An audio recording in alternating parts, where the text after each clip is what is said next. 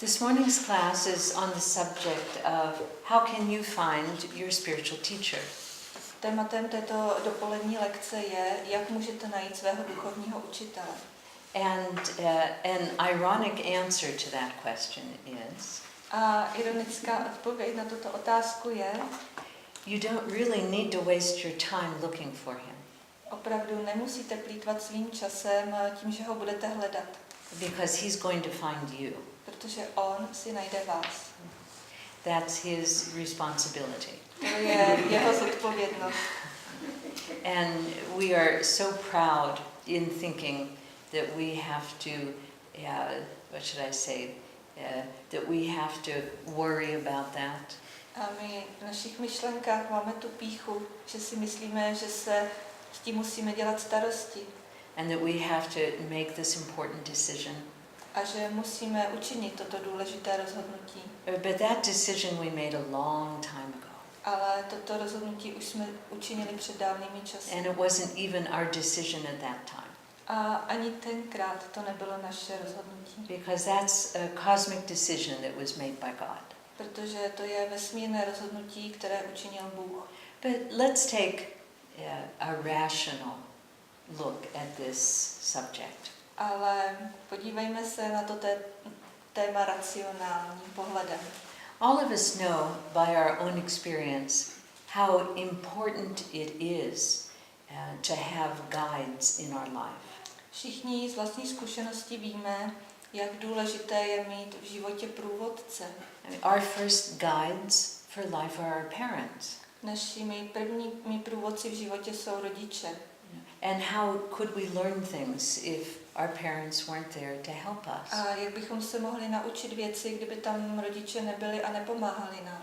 They love us, they protect us. Milují nás, chrání nás. They support us. Podporují nás. Sustain us. Yeah, they have a lot of patience. Mají hodně trpělivosti. Can you remember back when you learned to walk? Pamatujete si, když jste se učili chodit? Can you? Můžete si to vzpomenout? No? I mean, it's one of life's first traumatic experiences. Je to jedna z prvních traumatických životních zkušeností. And there they were, you know, holding your hands. A oni tam byli, drželi nás za ruce. And encouraging you, say, come on, take that step. A povzbuzovali nás, pojď, udělej ten krůček. You know, and then you fall. A potom jste spadli. And they come right and pick you up. A přišli a zvedli vás. This is part of the divine plan. Je to součástí božského plánu. It's part of God's plan that every soul is supported in his evolution. Je součástí božského plánu, že každá duše je podporována ve svém vývoji. And so we grow up and we want to learn other things that our parents can't teach us. Takže my vyrosteme a chceme se naučit další věci, které nás rodiče naučit nemohou. So we go to school and we have teachers. Takže jdeme do školy, máme učitele. So life sends us teachers to help us along. Takže život nám posílá učitele, aby nám na cestě pomáhali. And then we go and we want to acquire a profession. A potom pokračujeme dál a vybíráme si svou profesi. And we look for teachers who know about that profession. A hledáme učitele, kteří tu profesi znají. That know from their own experience. Ze své vlastní zkušenosti. So when we come to our spiritual evolution and the spiritual path. Takže co se týká našeho duchovního rozvoje a duchovní cesty, there is a lot of growing that we need to do before we get to the mountains. Tak hodně růstu, který musíme podstoupit, než se dostaneme k horám. And life is our teacher. A život je náš učitel. Life gives us the situations that we need in order to find our inner strength. Život nám dává situace, které potřebujeme, abychom se mohli naučit používat svou vnitřní sílu. Life gives us challenges so we can develop our inner talents. Život nám poskytuje výzvy, abychom mohli vyvinout naše vnitřní talenty. Life sends us many teachers. Život nám posílá mnoho učitelů, many books, mnoho knih, many classes. mnoho seminářů And for a long time, this is enough. a na dlouhou dobu to stačí. We have to make progress ourselves. Musíme se vyvíjet sami. Until we get to the place like that tennis player when he says, I want to be professional. Až se dostaneme k místu, jako ten hráč tenisu, který řekne, chci se stát profíkem. I want to make a profession out of this activity. Chci z této aktivity učinit svou profesi. So when an individual gets to that point in his life Takže když se člověk ve svém životě dostane k tomuto bodu, where he says, I want to achieve self-realization, když se rozhodne, chci dosáhnout sebeuvědomění, then he needs Mozart. potom potřebuje Mozarta. Then he needs a great spiritual teacher. Potom potřebuje velkého duchovního učitele. But not before. Ale ne dřív. So many people ask, do I need a guru? Takže hodně lidí se ptá, potřebuju guru? And the answer is, no, not really. A odpověď je ne, skutečně, Unless you want to find God. pokud nechceš najít Boha. And if you do, then you need Tenzing to show you the way. A pokud ano, tak potřebuješ ten senga, aby ti ukázal cestu. So, what are the qualities of a true guru? Takže jaké jsou vlastnosti skutečného guru? The main quality is that he has been up the mountain. Hlavní vlastnost je, že on už na tu horu vylezl. Okay, that he knows what's on the top. A ví, co je na vrcholu. That he himself has experienced self-realization. Že on sám již prožil sebeuvědomění. Now, not everyone who has achieved self-realization becomes a guru. Ne každý, kdo dosáhl sebeuvědomění, se stane guru. Because it's not the individual who decides to become a guru. Protože to není ten jednotlivec, který se rozhodne, že se chce stát guru. If you know somebody who says, I'm a guru, it probably isn't. Pokud znáte někoho, kdo o sobě tvrdí, já jsem guru, pravděpodobně není. It's God who decides who becomes a guru. Je to Bůh, kdo rozhoduje, z koho se stane guru. Because a guru means taking responsibility. Protože guru znamená převzít zodpovědnost. Taking responsibility over many incarnations. Převzít zodpovědnost na mnoho inkarnací. For the spiritual training of the individual disciples. Za duchovní trénink konkrétních žáků. And that responsibility is complete and it's eternal. A tato zodpovědnost je úplná a věčná. Once God gives a soul to a realized master as a disciple, when God gives us, try that again, when God gives to a realized master a disciple to take care of, Když Bůh poskytne uvědomělému mistrovi žáka, the guru is obligated to follow that disciple until he reaches self-realization. guru má závazek provázet toho žáka až do chvíle, kdy on dosáhne sebeuvědomění. Now, think about the seriousness of that impenium, of that commitment. Zamyslete se nad závažností takového závazku. How many of you have children? Kolik z vás má dětí? Okay. Do any of you have grown children? Má někdo už dospělé děti? Okay. Are you still taking care of them? Staráte se o ně pořád? You're always going to take care of the children. Vždycky se o své děti budete starat. I just heard this a very funny story. Slyšela jsem tenhle opravdu legrační příběh. There's a mother who goes into the bedroom of her son and says, "Wake up, you've got to go to school." Matka vstoupí do pokoje svého syna a říká, vstávej, musíš jít do školy. And her son says, "I don't want to go to school, I don't want to go to school." A syn říká, ale já nechci jít do školy. And he pulls the cover up and goes down in the a bed. dá si peřinu na hlavu a znova ulehne. And the mother says, you've got to get up and go to school. You have to. A matka říká, ale ty musíš vstát, musíš jít do školy. And the son says, I'm not going to school for 2 good reasons.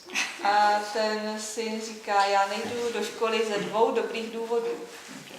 All of the teachers hate me and all of the students hate me. Všichni učitelé mě nenávidí a všichni studenti mě nenávidí. And the mother says, you have to go to school for 2 good reasons. Ty musíš jít do školy ze 2 dobrých důvodů. The first reason is that you're 51 years old. První je, že ti je 51 let. And the second reason is you're principal of the school. A ten druhý důvod je, že jsi tam ředitelem.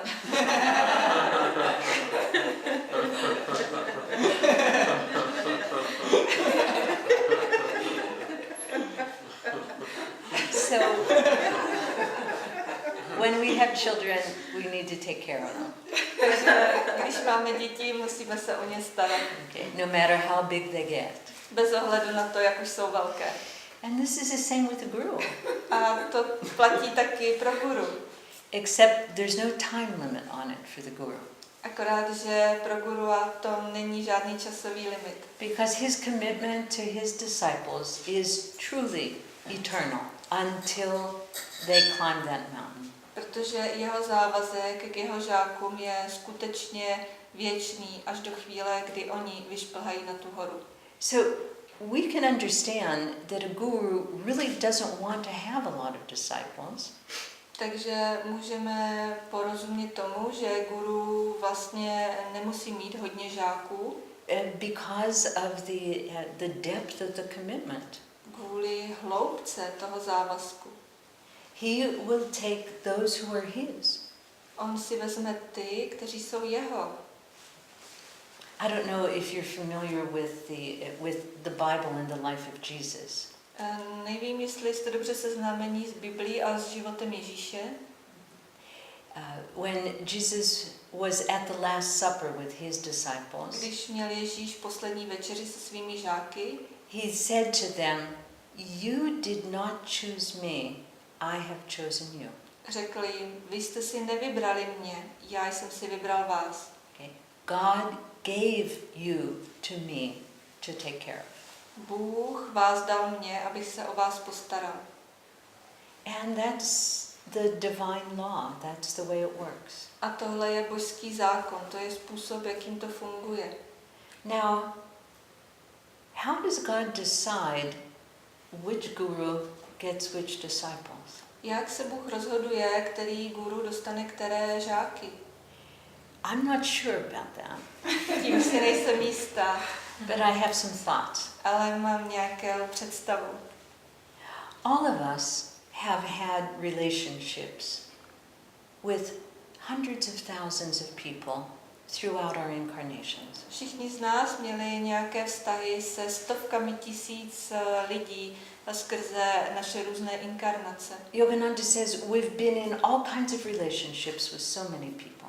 Yogananda říká, měli jsme všechny druhy vztahů s různýma druhama lidí. We've been parents and children with the same people. Byli jsme rodiče a děti se stejnýma lidma. Yeah, and we've been colleagues together, we've been pirates together. Byli jsme kolegové, byli jsme společně piráti. So through our incarnations we have developed like a family, a cosmic family. Takže během našich inkarnací jsme si vytvořili takovou kosmickou rodinu. And we tend to incarnate again and again together with those people. A máme tendenci se společně s těmi lidmi znova inkarnovat. Now it will happen over time that one of this family will become God realized. Takže v průběhu času se stane, že jeden z té rodiny dojde k uvědomění Boha. So who will God give him as disciples? Takže koho mu Bůh dá jako jeho žáky? The people who he has had relationship with before. Lidi, se kterými měli dříve vztah. The people who know him, the people who trust him. lidé, kteří ho znají, kteří mu důvěřují. So whoever our guru is, we have known him for a long time. Takže ať je náš guru kdokoliv, známe ho dlouho. It's not a stranger. Není to cizinec. It's someone we already know, we already trust. Je to někdo, koho již známe a komu důvěřujeme. You know, often we think about the guru as, just like coming from another planet. Často si myslíme, že guru přichází z jiné planety. Somebody who's totally strange to us. Někdo, kdo je pro nás úplně neznámý. But one of the ways of knowing a guru is because there is a familiar feeling. A jeden ze způsobů, jak znáte svého guru, je, že tam je takový povědomý pocit. Yes, I seem to know this person. I seem to know what he's talking about. Zdá se, že znám toho člověka, zdá se, že vím, o čem mluví. Now, a guru not only doesn't really have a choice as to who his disciples are. Guru si nevybírá, kdo budou jeho žáci, But he also has to follow some very precise guidelines in terms of his relationship and his behavior with those disciples. ale musí taky dodržovat docela přesná pravidla, co se týká vztahu a chování ke svým žákům. So God has given each soul free will. Bůh dal každé duši svobodnou vůli. And once the soul reaches the place where it has a human body, it begins to use that free will. A jakmile duše dosáhne stádia, kdy má lidské tělo, tak začne používat tuto svobodnou vůli. And free will means the ability to choose. A svobodná vůle znamená schopnost si vybírat. The ability to make decisions. Schopnost činit rozhodnutí And learn from the results of those decisions. a učit se z důsledků těchto rozhodnutí. This is the most precious gift that we get. To je ten nejvzácnější dar, který dostáváme. And God himself will never override our free will.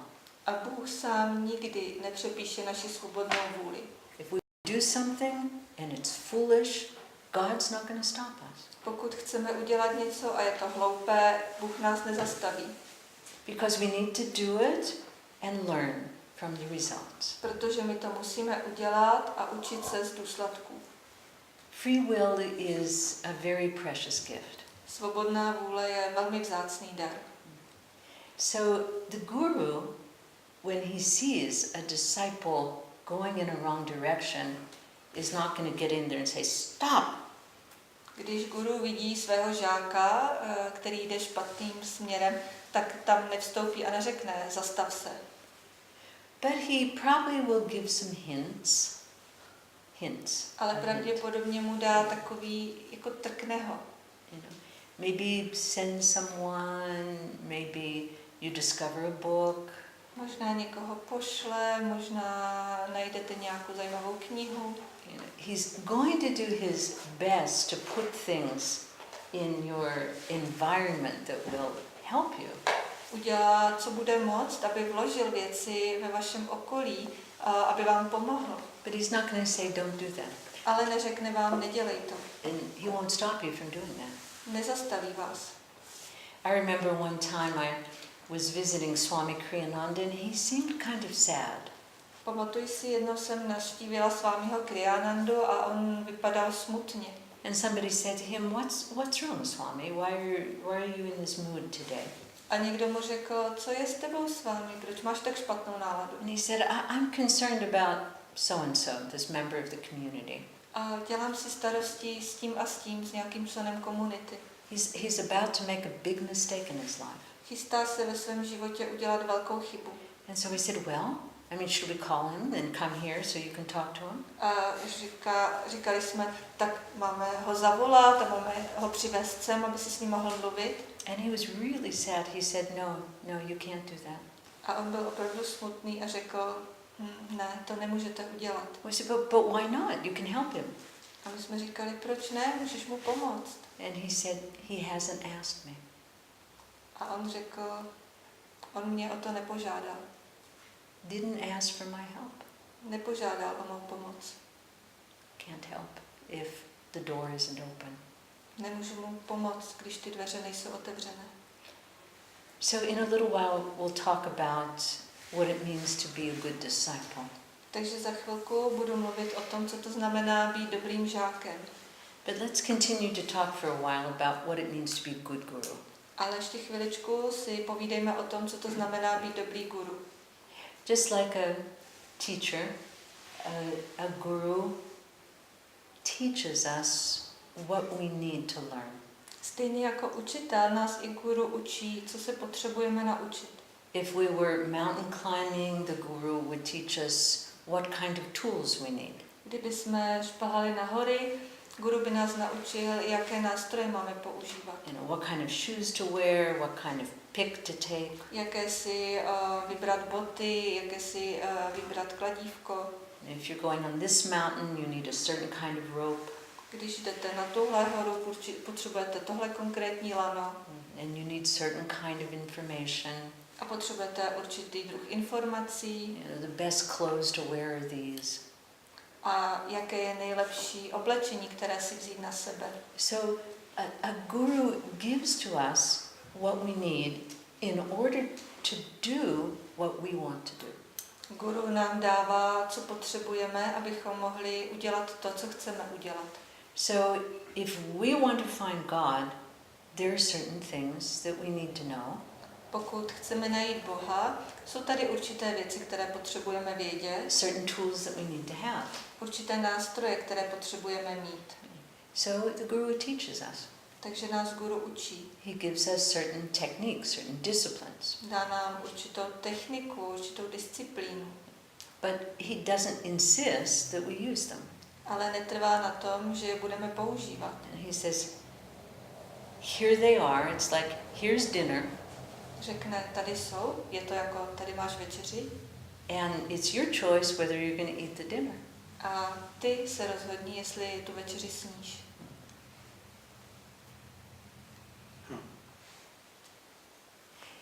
Yogananda gave a formula for finding God. Yogananda nám poskytl vzoreček pro nalezení Boha. He said there's 3 parts to it. Řekl, že má 3 části.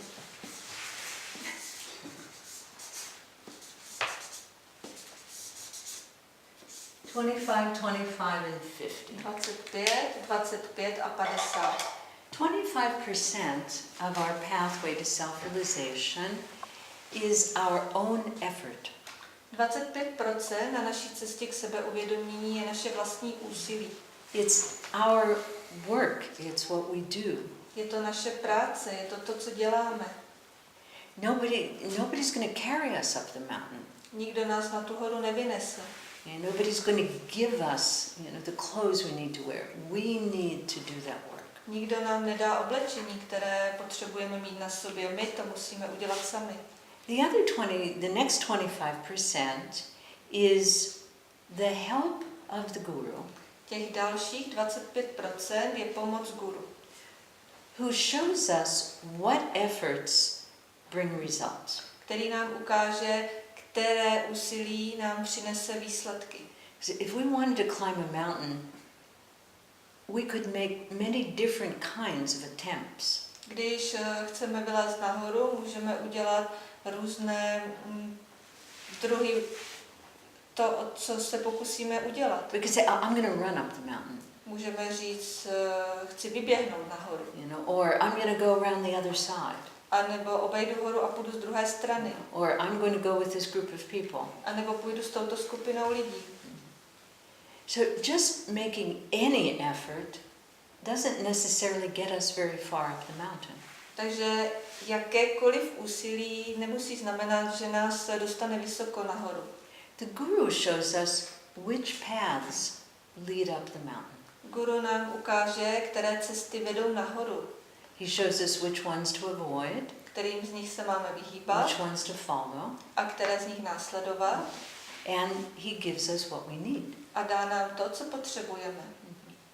And he's going to be there while we're climbing the mountain. A bude tam, když budeme na tu horu šplhat. but we still have to do the walking. Ale pořád my musíme jít. And when we ask for his advice, A když požádáme o jeho radu, oh, that looks like an interesting path. aha, tady to vypadá jako zajímavá cestička, What do you think? co si o tom myslíš? And the guru might say, well, since you've asked. A guru se zeptá, no, když už se ptáš, Yeah, last week 5 people went that way and they all fell down. minulý týden tam šlo 5 lidí a všichni spadli. So I think you should just stay on the center path. Myslím, že by si se měl držet té střední cesty. Now, what about the other 50%? A co těch zbývajících 50%? The other 50% is the grace of God. Těch zbývajících 50% je milost Boží. And how does that grace express in our lives? A jak se tato milost v našich životech projevuje? Now, God has created all of us Bůh nás všechny stvořil and sent us out far away from home. a vyslal nás daleko od domova. But just like a good parent Ale stejně jako dobrý rodič, would like to have all of the kids come back home. by byl rád, kdyby se všechny jeho děti vrátily domů. And so he sends out to each one a ray of his love Takže každému z nich posílá paprsek své lásky, that tries to embrace them and say, home is a good place to be. která je obejme a snaží se jim říct, domov je dobré místo, kde můžeš být. So just like the force of gravity, that love of God is drawing us back. Takže stejně jako přitažlivost, tato síla lásky nás přivádí zpět. So we could see it like being the sun. Můžeme to vidět jako slunce. And the sun has a magnetic field. A slunce má magnetické pole. But it doesn't have very much magnetism for a planet that's way far outside of the solar system. Ale nemá příliš silný magnetismus pro planetku, která je hodně daleko. But if this planet gets close enough, Ale když se ta planeta dostatečně přiblíží, the magnetic field of the sun will just suck him in. magnetické pole slunce ji prostě přitáhne k sobě. So we get this far with our own effort. Takže tak daleko se dostaneme naším vlastním úsilím. With our guru's help, we get there. S pomocí našeho guru se dostaneme sem. And then the magnetic field of God's love pulls us the rest of the way. A potom magnetické pole Boží lásky nás táhne zbytek cesty. The guru doesn't take us all the way to freedom. Guru nás nedovede celou tu cestu k osvobození. He just takes us to self-realization, and then the rest of it is our own relationship with God. On nás dovede k sebeuvědomění a zbytek je náš vlastní vztah s Bohem.